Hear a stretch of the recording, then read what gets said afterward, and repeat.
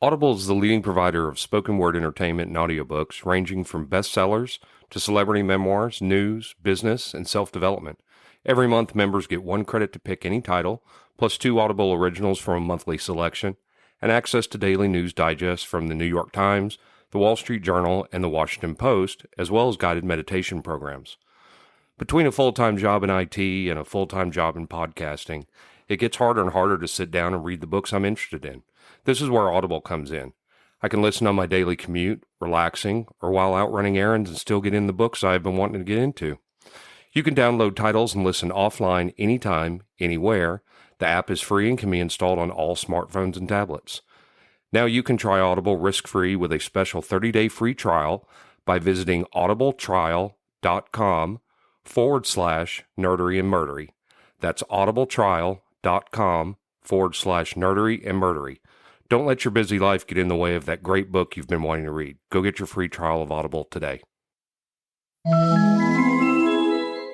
This podcast is sponsored by BetterHelp. This is Jeffrey, and we've talked about many times before that I experience problems and struggles with my mental health, and really without a healthy mind, being truly happy and at peace is hard.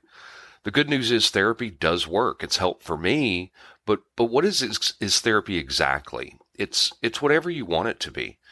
Maybe you're not feeling motivated right now and would like some tools to help.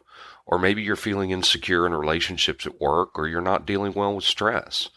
Whatever you need, it's really time to stop being ashamed of normal human struggles, and it's time to start feeling better because you deserve to be happy. And now you don't have to worry about finding an in-person therapist near you to help. BetterHelp is a customized online therapy that offers video, phone, and even live chat sessions with your therapist, so you don't have to see anyone on camera if you don't want to. It's much more affordable than in-person therapy, and you can start communicating with your therapist in under 48 hours. So join the millions of people who are seeing what online therapy is really about. It's always a good time to invest in yourself because you are your greatest asset. And there's a special offer to Nerdery and Murdery listeners. You can get 10% off your first month of professional therapy at betterhelp.com/nerdery and murdery. That's betterhelp.com/nerdery and murdery. Thanks again to BetterHelp for sponsoring this podcast. I didn't get where I am today by not recognizing The Fall and Rise of Reginald Perrin as a great program. Great! Super!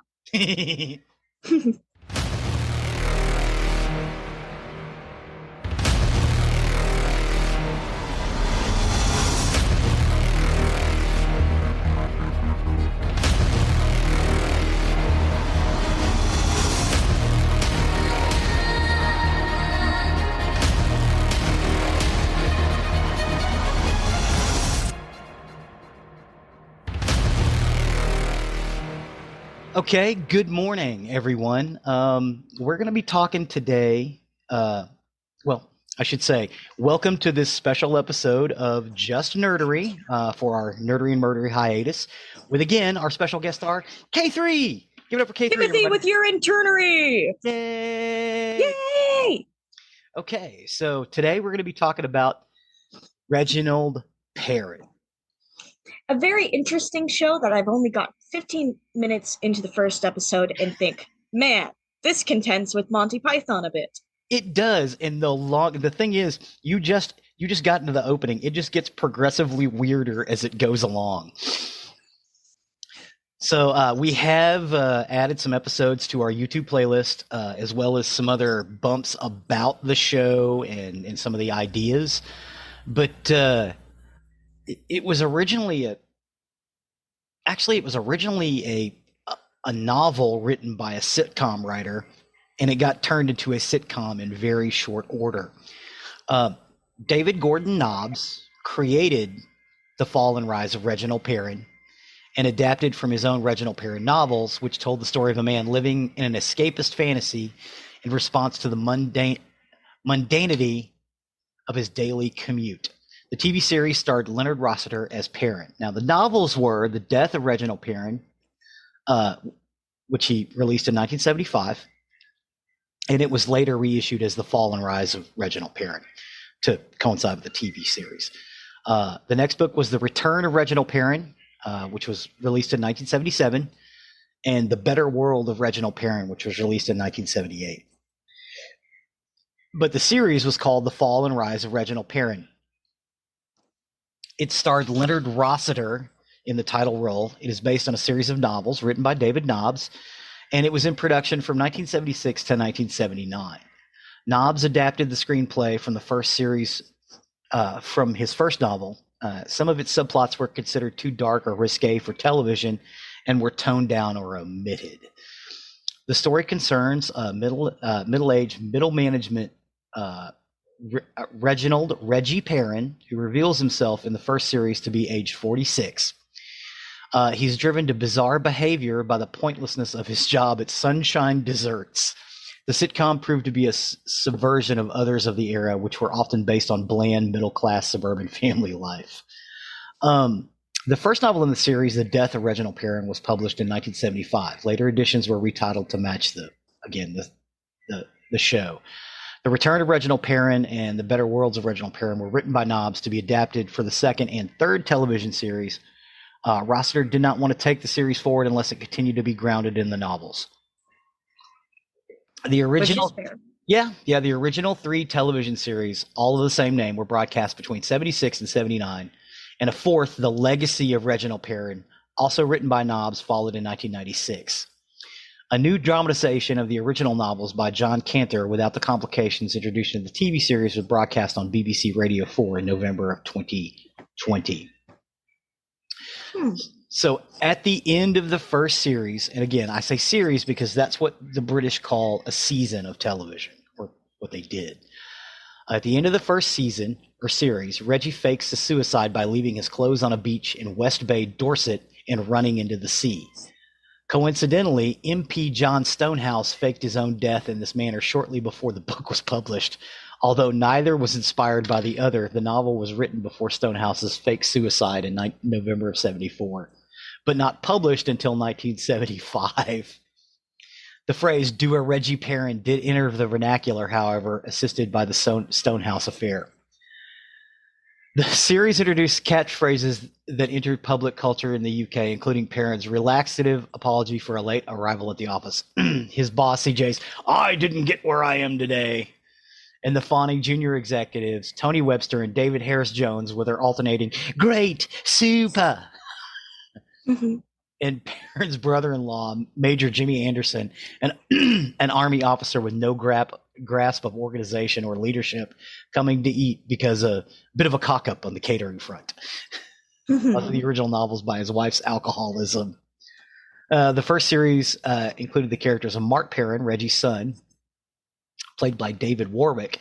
However, David Nobbs felt he diverted the comedy from Reggie, so he was written out and by going on tour with a theater group in Africa. Although mainly produced on video and shot on studio sets, the series was incorporated innovative surreal escapism through film inserts, notably during scenes in which whenever his mother-in-law is mentioned, Reggie visualizes a hippopotamus trotting along. And will refer to her as the hippo very underneath his breath. Yes, the hippo. Tony Webster's great, and Trevor Adams was played by Trevor Adams, and David Harris Jones, super, Bruce Bold. Bold had been married to Teresa Watson, Prue Harris Jones below, since 1972. So in the series, David marries Prue, who was actually his wife in real life. That's funny. Yeah. Still together too, I believe. The first series, the first series is based on the death of Reggie Perrin, and again they retitled it. Reginald Iolanthe Perrin is suffering a midlife crisis and tries to escape his dreary life. He lives at 12 Coleridge Close, part of the Poets' Estate in South London suburb called Clinthorpe, a development differing from those around it only by having its streets named after famous poets. From reference, it would have approximately coincided with Teddington, although in episode 1 he is seen at the Norbiton railway station. He commutes to Sunshine Desserts, where he works as a sales executive. Each morning he is 11 minutes late. This increases to 17 then 22 minutes with subsequent series. Yet each morning he gives a different excuse. These become increasingly bizarre. Defective junction box, new molding being one of the more plausible ones, reflecting the decline of British Rail and his own mental health. He enters the office building under the Sunshine Dessert sign, which as the series progresses loses more and more of its letters. And if you notice in the series, every time he's walking by, there are specific signs, like road signs, that get more and more increasingly bizarre as it goes along. Yeah, and the thing is, you're not really sure whether they're actual road signs or it's because he's imagining them being different, because the character of Reggie Perrin is slowly losing his mind. And that's why he jumped into the sea without his clothes. Yeah. And it actually is the intro for the show, which is really funny to me. Yeah, the intro of the show is sped up him running along the beach, throwing off his clothes and running into the ocean, with this really beautiful piece of music behind it, which I just love. He daydreams in Walter Mitty style, which is why you're not 100% sure exactly what happens. Part of the narrative demonstrates what voices in his head are saying. Although he appears to love his wife, he fantasizes about his secretary, Joan Greengross. As his behavior becomes more erratic, Reggie is unable to dictate letters without uttering words like breast. Far from being offended, Joan welcomes the attention, adjusting her posture and showing off her figure. What's funny is there's a scene where Joan actually works out a way where she and Reggie are away together, and she tries to seduce him, and Reggie can't go through with it because it's just part of his daydream. You know, the idea of running off with Joan is just something that gets him out of his day. You know, it's not real to him, if that makes sense. It does. Yeah, because he's not actually a philanderer.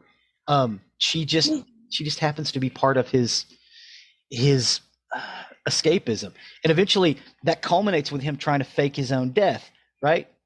Well, he doesn't actually die. He swims back up and assumes a different life. Right? But then again, he starts to miss the people in his life, so he comes back as someone else. And everybody's like, "You've been gone for years. What's going on?" Yeah. And he's like, "No, I'm not. I'm this guy." Mm-hmm. Yeah, and eventually he quits his job and starts this thing called Grot, right? This shop which sells stupid things, like his son-in-law's Peapod wine, which is terrible. Records without any holes in them. Just, square tennis rackets. Just weird stuff in this shop, right? What's funny is because it's kind of a novelty, it becomes a multi-million-dollar company, and he hires everybody he used to work for back for him. Yeah, not kidding. Well, and at some point, he has the same after a couple of years, he has the same existential crisis, and he has to get away from that and fake his own death. This time his wife goes with him. Yeah, this time his wife goes with him and dons the weird face mask that he wears with the weird messed up teeth and goes and shovels pig crap in on a farm, which is what he did before. Yeah, his wife goes with him and does the same thing. They come back again and decide to start basically like I don't want to say like a religion, but it's like a retreat camp for people who are going crazy in their lives, which also does very well. So well that they do it again. Yeah. It just slides into weirder and weirderness. Part of the narrative demonstrates, some of the things that are going on his head. He ceases to care about the consequence. He dictates offensive and condescending replies to customers right before he goes nuts. The first time. At home, things know better. Despite his warm relationship with his wife, Elizabeth, he suffers from impotence. As pressures of work build, relations from his dysfunctional relative deteriorates. His brother-in-law, Jimmy, and son-in-law, Tom, are both present and incompetent. Tom's political correctness emphasizes his pomposity. After Reggie commits a few reckless acts, including getting out of his car in the lion enclosure at the safari park. He fakes his suicide by leaving his clothes and personal effects on the beach. Before this, he sends CJ an anonymous threat containing the words "blood will flow" and dumps loganberry essence into a stream while CJ is angling. CJ collapses, and the incompetent company doctor, Doc Morrissey, pronounces him dead. CJ opens one eye and says, "You're fired." CJ is his boss. So Reggie assumes these weird disguises, and he encounters more banal and pompous side of life. Only as a buck-toothed farm laborer does he find fulfillment working in a sewage works and looking after pigs. But again, he misses his wife, so he assumes the identity of Martin Wellborn, returned from South America, and visits her. He realizes he still loves Elizabeth, and seeing through his disguise is happy to have it. She's happy to have him back. In the second series, Reggie is tired of being Martin Wellborn and wants to be Reggie again. He reveals his true identity to his family, though his wife and daughter already know. Yeah, it's just kind of, you know. When CJ learns from Doc Morrissey that he is Reggie, he sacked them both. Elizabeth goes out to work at Sunshine Desserts and Reggie returns to the pig farm. But they are both sacked after Reggie's employer learns that he faked suicide and Elizabeth sends a rude letter telling the truth about the Sunshine products. This is where Reggie opens the shop called Grot, which he sells useless products like square hula hoops, round dice, and Tom's wine. Hoping it will be an interesting failure, however, the products are snapped up as novelties and Grot becomes a huge success. And again, he alienates. In the third series, after seeing two men arguing pointlessly in a queue at the bank, Reggie and his wife open a community called Perrins for the middle-aged middle class, designed to help them become better, happier people. The project is a success until a group of people who have fallen afoul of the Perrins peacekeeping force trash the place. Yeah. Reggie is then hired by CJ's brother FJ at Amalgamated Aerosols, working directly under CJ. Reggie instantly returns to his eccentric ways, and the final scene shows him contemplating another trip to the Dorset coast. In the third series, the role of Reggie's son-in-law, Tom, is played by Leslie Schofield, replacing Tim Priest, who had played the role in the first two seasons. Priest returned to the role in The Legacy of Reginald Perrin, despite only being mentioned rather than seen in the previous series. Teresa Watson has become a regular cast member, playing Prue, the wife of David Harris Jones. Bruce Bolt. They did try to do an American version of it. It was a short-lived U.S. version, which was produced and broadcast on ABC as Reggie, with Richard Mulligan from Soap. There's not a lot out there. I've gotten a few little snippets off of YouTube, mostly bumpers and the opening credits. It didn't do very well. It ran from August 4th until September 1st. It was based on, again, the fall and rise of Reginald Perrin. Middle-aged Reggie Potter worries about work and home life while having sexual fantasies about his coworkers.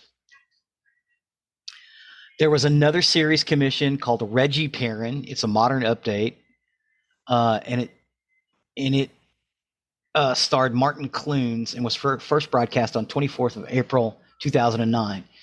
Series 1 was released in DVD in Region 2 by 2 Entertain on the 1st of June 2009. The second series was released on 22 of November 2010. The revival series was titled Reggie Perrin. The supporting cast members were Faye Ripley, Wendy Craig, Jeffrey Whitehead, Neil Stuke, and Lucy Lyman. The series was written by Simon Nye and original series creator David Knobs, and it ran for 2 series. The BBC announced that Martin Clunes would star in the contemporary version of the sitcom. It had a lot of good stars. It had some really good writers, but it wasn't very good. Like, I've watched some of it. It's just kind of dull. You know what I mean? It just didn't hit the same way that the original Reggie Perrin did. Reginald Perrin did. It didn't have the bite that the other one did. Granted, the original one was happening in the mid to late 70s in Britain, which was having a hell of a time. You know, there were there were factory closures and strikes and, Thatcherism, which basically closed coal mining pits. And, there was a garbage strike in London where they didn't pick up the trash for an entire year, which is, the punk subculture did grow like a large amount though. Yeah. Well, the punk culture grew out of trash strikes, both in New York, in Detroit, and in London, because the trash didn't get picked up for a year. It's funny how that works. Mm-hmm. But yeah, the new series, he's an executive at Groom Tech, and they manufacture like razors and stuff. And he's in charge of disposable razors. He's secure in his marriage with a paid-for house, no children, a car, and a comfortable living. He is dissatisfied with the grind of modern living, such as his daily commute by train, often overcrowded and 27 minutes late due to a plethora of reasons. And he's also undergoing the same midlife crisis, and he keeps himself entertained by these fantasies. He has to contend with a dim secretary, the two fawning but ambitious junior executives who don't say super and great, which bothers me. Lame. Yeah. And an overbearing boss who, instead of having chairs that fart when you sit in them, just has dispensed with his desk. So he just keeps all his stuff on the floor. Because the desk is a barrier. Yeah, it's just dumb. It could have been funny.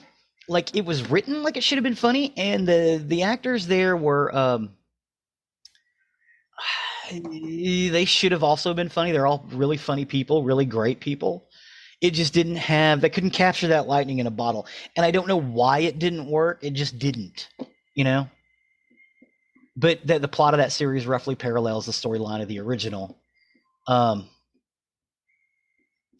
the series diverged when Reggie decides to fake his own suicide.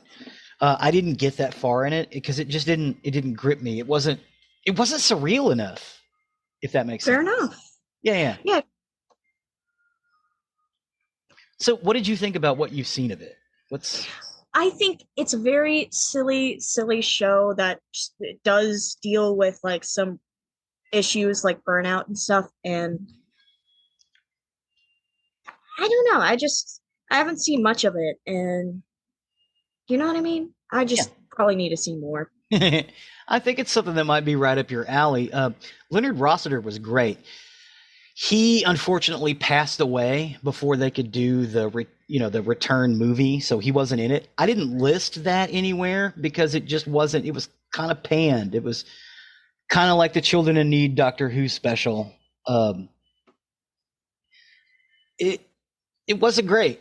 I mean, they were trying to recapture lightning in a bottle, just kind of like the new series did, but they couldn't. I think it was missing Leonard Rossiter more than anything else. Martin Clunes did a good job. It wasn't there.